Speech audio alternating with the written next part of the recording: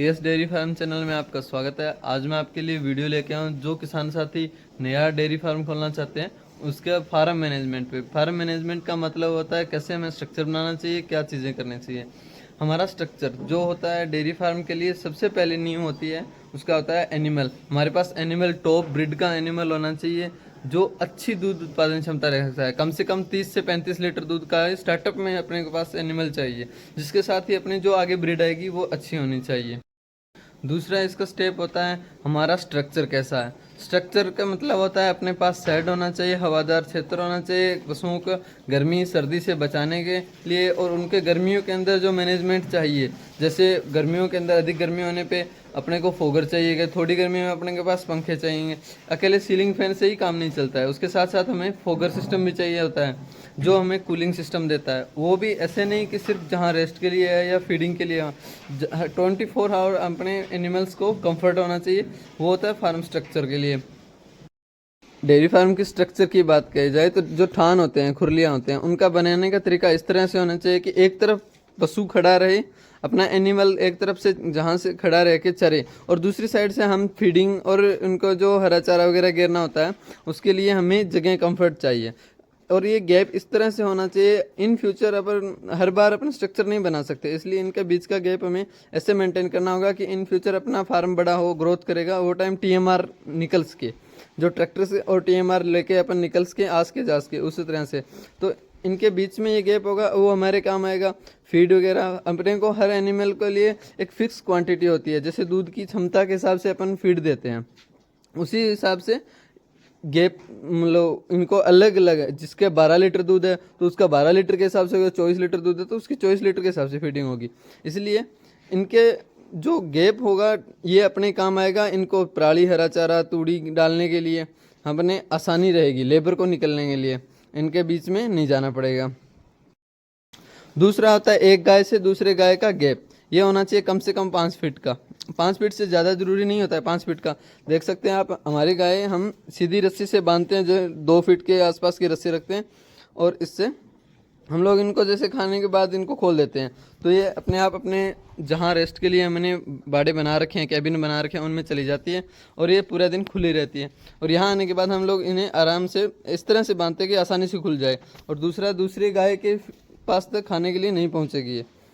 Dairy के अंदर animal की बात की जाए तो हमारे पास एनिमल इस तरह से खरीदने चाहिए जिनकी दूध की क्षमता कम से कम 30 से 35 लीटर दूध हो, और वो पहले या दूसरे सूए के अंदर हो, पहले दूसरे ब्यांत के अंदर हो। इससे ज़्यादा बड़ी उम्र की हमारे लिए गाय सक्सेसफुल नहीं रहती है। तो डेयरी फार्म का मकसद होता है दूध का प्रोडक्शन करना और उससे आय प्राप्त करना। आय तब प्राप्त होगी जब हमारे पास एनिमल अच्छी क्वालिटी का होगा और उसकी दूध की क्षमता अधिक होगी। दूध की क्षमता अधिक होने पे हमें इनकम भी अच्छा आता है। और हमने दूध उत्पादन करना है तो ऐसे थोड़े दूध की गाय को, छोटे दूध वाली गाय हमें कंफर्ट नहीं देगी। गाय अपने जो खरीद रहे हैं वो एक बार खरीद रहे हैं, उसको अच्छी क्वालिटी की खरीदें। दूसरा आता है इनका फीड मैनेजमेंट। फीड मैनेजमेंट के अंदर कंपनी अच्छी की फीड लेंगे जो इनके हेल्थ को मेंटेन रखता है। अपने पशु की शाइनिंग भी आनी चाहिए, दूध की क्षमता भी बढ़नी चाहिए, और रिप्रोडक्शन कैपेसिटी भी अच्छी मेंटेन रहनी चाहिए। दूसरा, उसके साथ फीड के साथ साथ अपने को न्यूट्रिशन भी देना होता है। फीड के अंदर अच्छे क्वालिटी का न्यूट्रिशन भी देना जरूरी होता है। ये भी अपने फार्म मैनेजमेंट का ही एक हिस्सा है, जिसे मैं चौथा पैर भी बोल सकता हूँ डेयरी फार्म मैनेजमेंट का, क्योंकि न्यूट्रिशन कंप्लीट रहेगा तभी गाय नेक्स्ट दोबारा रिप्रोडक्शन के लिए, बच्चा पैदा क्षमता के लिए ज़रूरी हो गया है। उसके बाद की बात की जाए तो हमारा सीमन, क्योंकि आने वाली जनरेशन हमारी डेयरी फार्म की जो नींव होगी वो होगी हमारी जो बच्चियाँ होगी, उनके लिए हमारे पास सीमन होना चाहिए अच्छी क्वालिटी का। ज़रूरी नहीं है अपन ने आज फार्म स्टार्ट किए हैं अपने पास वो सारा स्टोरेज हो जो अपने को बड़े फार्मर के पास होता है। हमें जीरो से शुरू कर रहे हैं तो हमारी क्षमता भी उसी हिसाब से हो।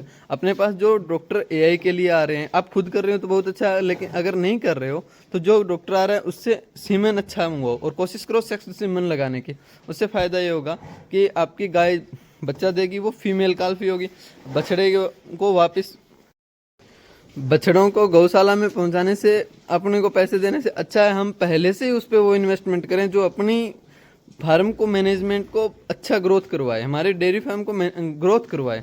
वो उसका नियम हो गया हमारी काल्फ जो बच्चियाँ होगी उनके अब सेक्स सीमन लगाएंगे तो अच्छी क्वालिटी का सीमन लगाना चाहिए, ABS का लगा लो, HSB का लगा लो, लेकिन टॉप क्वालिटी का उसका बुल रिकॉर्ड का देख के, बुल की माँ के दूध कितना था, उसकी दूध की क्षमता कितनी है, उसका एडर कैसा है, वो सारी क्वालिटी चेक करके आप इनमें सीमन लगवाएं।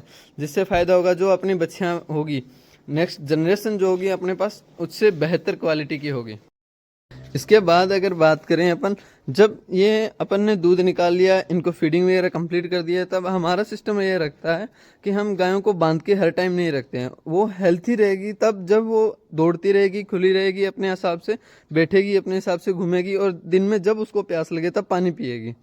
तो उसके लिए हम क्या करते हैं कि इनको लिए कैबिन बनाए हुए हैं, आप देख सकते हैं इस तरह से कैबिन बनाए हुए हैं। इसके अंदर क्या है कि हम 5-6 दिन से ट्रैक्टर घुसने की व्यवस्था है इसके अंदर, हम ट्रैक्टर ले आते हैं, और ये जब ऐसा लगता है कि ये ऐसे कीचड़ जैसा हो गया है, थोड़ा पक्का हो गया है, तब इनमें ट्रैक्टर से कल्टीवेटर मार देते हैं और जोत देते हैं। इनके अंदर गायें आराम से रेस्ट करती हैं। गायों की क्षमताओं के हिसाब से हमने ये गैरेज बना रखे हैं, और इनके अंदर खुली रहती हैं गाय, जो अपने हिसाब से छाँव में बैठना है छाँव में, धूप में बैठना है धूप में। इसके अलावा जब मन करता है तो वो वहाँ पे बनी हुई है पानी की खेल, उसके अंदर हमने कली किया है, जिससे जो भुजा भुजा हुआ चना आता है, इससे एक तो फंगस नहीं आता, दूसरा उसके अंदर कैल्शियम की भी पूर्ति होती है। पानी साफ रहेगा तो पशु भी पी के दिन में, पशु खुले रहने का कई फायदे होते हैं। जब उसको प्यास लगी तो पानी पी लिया, उसको रेस्ट करना है तो जहाँ छाँव में धूप में अपनी मर्जी से, वो अपने कंफर्ट के हिसाब से बैठ जाती है। बस हवादार क्षेत्र होना चाहिए, उसके अंदर वो खुला पशु रहेगा, वो हेल्थी रहेगा, और वो भाग दौड़ करते हुए रहेगा तो उसका मन भी अच्छा लगेगा, एक नेचुरल माहौल मिल जाता है उसको, जिससे अपना पशु स्ट्रेस में नहीं आएगा। इसके अंदर हमने केबिन कई तरह से बना रखे हैं। ये छोटे बच्चों के लिए केबिन बनाया है, उधर देख सकते हैं आप। ये पूरी बड़ी गायों के लिए, इसमें ये गैरेज हो गया इनके अंदर घुसने के लिए, और ये सीधा खुला बड़ी गायों के लिए। इसके अलावा जो हिफर बच्चियाँ होती है 12 महीने से ऊपर की, और जो अनप्रेग्नेंट बच्चियाँ होती हैं, वो हमारी यहाँ रहती हैं इस केबिन के अंदर। इस तरह से 2-3 केबिन अपने को चाहिए होते हैं।